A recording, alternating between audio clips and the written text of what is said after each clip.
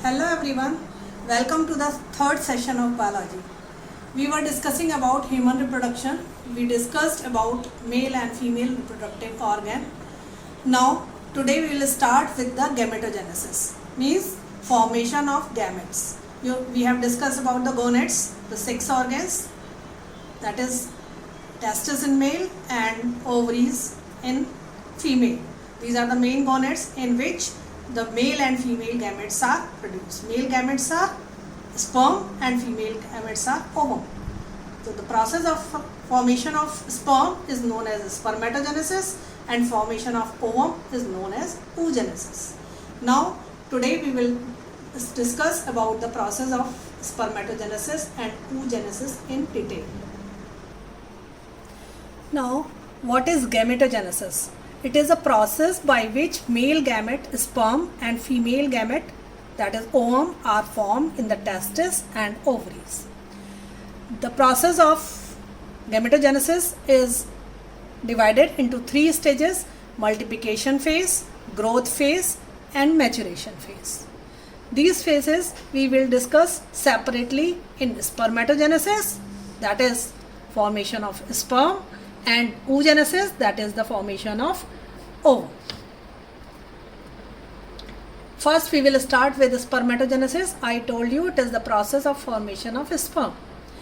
It occurs in seminiferous tubules. We have discussed about the structure of seminiferous tubules yesterday, and I told you that these are the cells, germinal layered cells that divide and give rise to the spermatogonium. These are the gonium is singular and gonia are the plural. Mother cell are known as gonium or gonia. Spermatogonia, sperm producing mother cell. Oogonia, egg producing mother cells. And these are the cells of Sertoli, that are the nursing cells. They provide nourishment to the developing sperm. Now the in these seminiferous tubules, there are 2 steps that are taking place. First is formation of a spermatid, second is formation of sperm. First the cells will form by meiotic division, reductional division, and then the formation of a sperm will take place. Formation of a spermatid is further divided into 3 phases. First phase is known as multiplication phase. At maturity, germ cells at the age of puberty, the germinal epithelium, all the cells divide many times and form the cells that is known as spermatogonium is singular and spermatogonia is plural. These divisions are mitotic, means number of chromosomes remain same, means all the spermatogonium are diploid, having 2n number of chromosomes. In human being, you know, the total number of chromosomes are 46. So they are having 46 number of chromosomes. Now these spermatogonia are of 2 types, A type and B type. What are A type? They keep on dividing and giving rise to new spermatogonium. These are known as first type, A type. They keep on dividing by mitotic division only. But there are certain cells, spermatogonia, that are of B type. They enter into the next phase, that is the growth phase. These B type undergo the growth phase and form these. You can see here from the testes, this is spermatogonium are coming. A type keep on dividing and B type changes into spermatocyte. They embedded themselves in the cells of Sertoli. They are taking nourishment from the cells of Sertoli and become oval in shape, having a big nucleus. They are known as primary spermatocytes. That is the age of maturation. Growth phase में maturation, each primary spermatocytes undergo first meiotic division. Reductional division you have studied earlier in 11th class. During meiotic division or reductional division, 4 haploid cells are formed. The first division, only 2 cells are formed. They are known as secondary spermatocytes. First reductional division or meiotic division, you know, is the reductional division. The number of chromosomes become half here. All the cells are having 46 chromosomes till primary spermatocytes.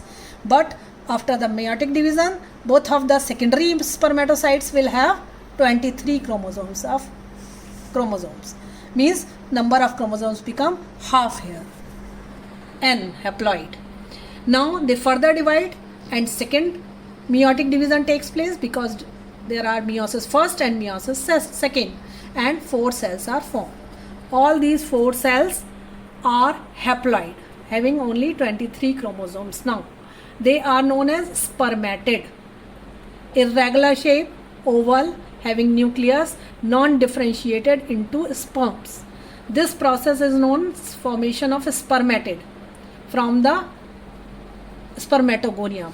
This is known as spermatogenesis. Next process is spermiogenesis, means process by which this spermatid will convert into spermatozoa, sperm, having this type of structure. It takes place in the cells of Sertoli. These spermatid, I told you, embedded in the cell of Sertoli. You can see here also. These are the cells of Sertoli, so they will remain attached here and take nourishment from here and will change into these well-developed sperm. This formation of a sperm takes place is known as spermiogenesis. I told you this is known as spermatozoa formation will known as spermatogenesis, spermiogenesis, and spermiation is the process by which sperms are released in seminiferous tubule. Completely releasing of sperm is known as spermiation. So there are 3 terms related to this process. Now what happened? These spermatid transform themselves. What happened? The acrosome, the Golgi apparatus that is present in the cell, some part of the Golgi apparatus get deposited at the tip of the cell. The entire spermatozoa is not having any covering or sheet around it. The membrane, it is only the plasma membrane that is making the body of the spermatozoa. This Golgi apparatus get accumulated at the tip and forming the acrosome. This tip is forming, they are having lytic enzymes that help in the dissolving of membrane of egg at the time of fertilization. Next part is known as the head. It is the complete head. This portion and first portion of the body of the, you can say, sperm is composed of 4 parts: head, neck, then middle piece, and then tail. The entire part is developed from the single cell, that is spermatid.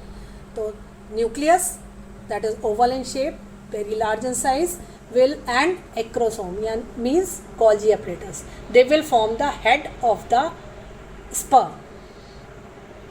Golgi apparatus are containing, I told you, enzymes that help in the digestion of the membrane of egg. Nucleus containing chromatic material. DNA is present, RNA and ribosomes and other substances are not lacking. They are not present. Now this is the neck region. The smallest part, you can say, of the sperm body is the neck, and the longest is the tail. The smallest part is the neck. It is having 2 centrioles. Centrioles are developed from the centrosome. One is present at the proximal end near the base of the head and another at the distal part. They are helping in the formation of a spindle. You know, centrioles are responsible for the formation of a spindle, and during the zygote formation they help in the formation of spindle. Now middle piece of the sperm is made up of spiral shape. You can see here, these are the spiral shaped mitochondria that arrange themselves in the middle piece of the sperm. They are this portion is the energy source, powerhouse of the sperm. From this portion the sperm is providing energy for its motility. And this is the tail, that is the extension of plasma membrane having the cytoplasm. A small amount of the cytoplasm is present in the, and most of the cytoplasm is present. It is the cytoplasmic extension, you can say, tail, and it is forming the end of the, and it helps in the movement of the sperm. This is the structure of a sperm composed of formation of a spermatozoa takes place. Spermatid change into spermatozoa. It is having head, acrosome at posterior and posterior nucleus. Acrosome is formed from condensed Golgi bodies and has enzymes that help in fertilization. Nucleus naturally carry genetic material. Neck is short and has proximal centriole that is present near the head and plays role in the first cleavage division of zygote. Distal centriole that is present on the other hand form axial filament of sperm. Middle piece spirally arranged mitochondria is having and it is for energy, provide energy for movement of sperm, and tail help in movement. This is the entire structure of spermatozoa. In this way spermatozoa are formed. The formation of spermatozoa, division of spermatogonia, everything is controlled by the hormone.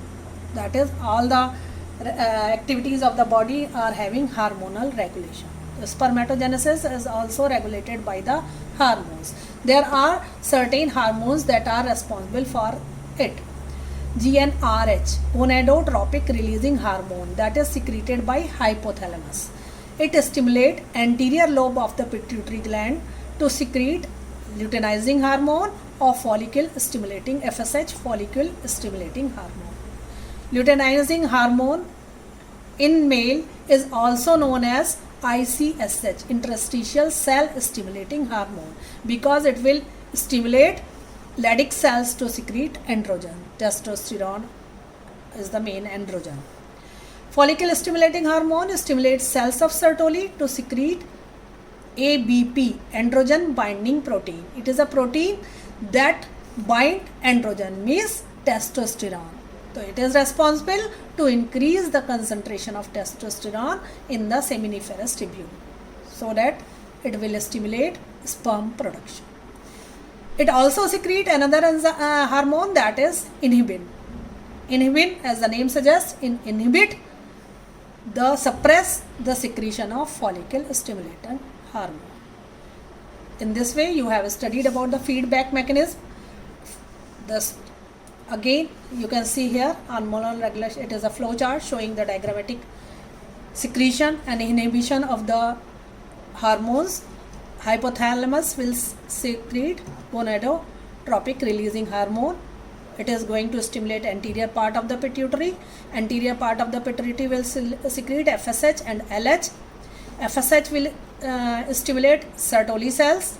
Sertoli cells will secrete binding protein to concentrate testosterone, and inhibin will show negative feedback. It is going to inhibit the secretion of anterior pituitary, that is FSH and LH, and in turn it will stop the secretion of hypothalamus also. So it is a feedback mechanism, and you can say that Leydig cells are responsible for the secretion of testosterone, androgens, and testosterone is responsible for spermatogenesis. So this is the entire cycle of hormones that is regulating the process. Next process is oogenesis. As the name suggests, it is the phase in which the ovum will form in female. In female, there is few more things that you should remember. In male, spermatogenesis start from the age of puberty till the entire life. But in female, this oogenesis is different in different animals. In female, human female, about 1700 primary germ cells are formed in the female gonad at the time of fetal development. When the fetal is developing, only then these are formed. These proliferate to form about 6 lakh oogonia at 2 months of the gestation period, and by its 5th month the ovaries contain about 7 million oogonia.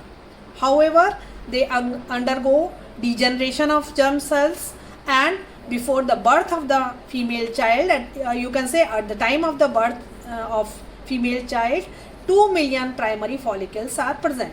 These follicles are are present in the inactive form. You can see here in this diagram, these are the primary follicles that are present in inactive form, and they start developing at the age of puberty. Every month one follicle mature and form Graafian follicle, change into Graafian follicle.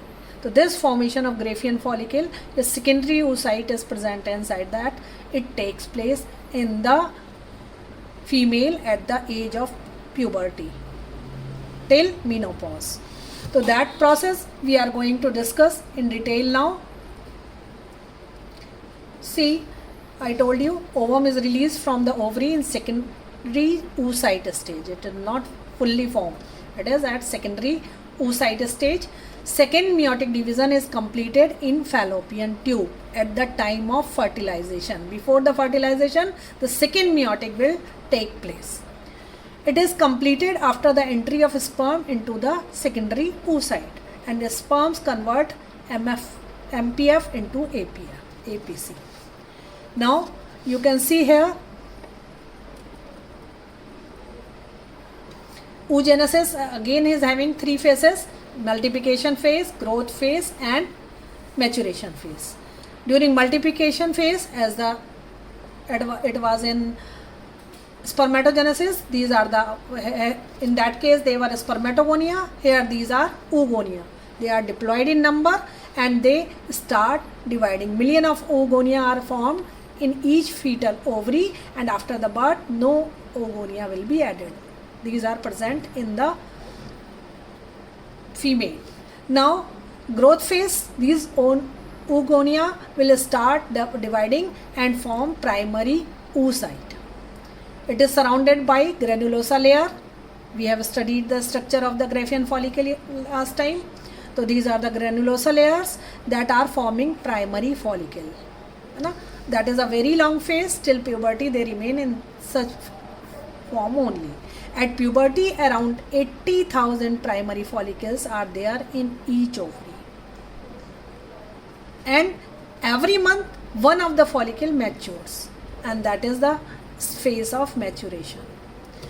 At maturity, primary follicles undergo meiotic division, and first division results in large secondary oocyte. Here in the case of sperm, all the division were equal, all the spermatid are of the same size, but here after first meiotic division, first one cell is larger in size, that is known as secondary oocyte, another is very small in size and known as polar body. Secondary oocyte divides by second meiotic division and forms the haploid ovum and a polar body again at the time of fertilization. You can see here, these are the oogonia. They are diploid in structure. They divide meiotically. One primary oocyte is formed. One primary oocyte will divide meiotically and it will form a bigger cell that is known as secondary oocyte, and a smaller one that is known as polar body. If it will further divide, it will again form a polar body and secondary oocyte. Okay, so this is the difference between oogenesis and spermatogenesis. Now you can see here all the cells are of the same size, all are changing into, but here the one is bigger in size, that is secondary oocyte, another is polar body, and second division will take place at the time of fertilization. Then the ovum will release. So the releasing is the secondary oocyte. Now we are coming to the hormonal regulation on oogenesis. Again, it is the hypothalamus that is secreting GnRH, gonadotropic releasing hormone, that is going to stimulate pituitary. Pituitary will again stimulate follicle stimulating hormone that is going to stimulate the growth of Graafian follicle and development of secondary oocyte, and it also stimulates the secretion of estrogen. Luteinizing hormone help in the ovulation, means rupture of Graafian follicle, and cause this process of releasing of ovum is called ovulation. that is, or remaining structure is known as corpus luteum. So it also results in the formation of corpus luteum. Progesterone secreted by corpus luteum. It is the hormone that is going to stop further ovulation and going to progesterone is going to help in the implantation and development of the fetus. This you can see in hormonal control. You can see in this way also.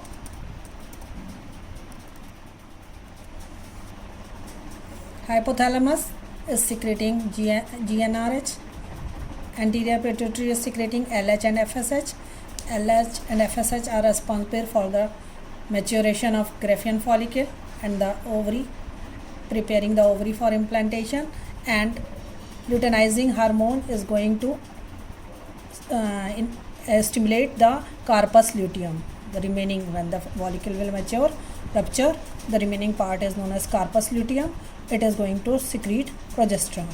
If the progesterone will not be secreted, it is going to give feedback mechanism to the anterior part of the pituitary and hypothalamus and stop their secretion. You can see here, these are the primary follicles. They are growing and changing into the mature follicle, and at the time of ovulation this follicle rupture and release the ovum, and the remaining part is forming corpus luteum. If it will not, fertilization will not take place, this corpus luteum will degenerate and will degenerate further. In next session we are going to discuss about the hormonal control on the menstruation cycle and further process, that is fertilization. Thank you.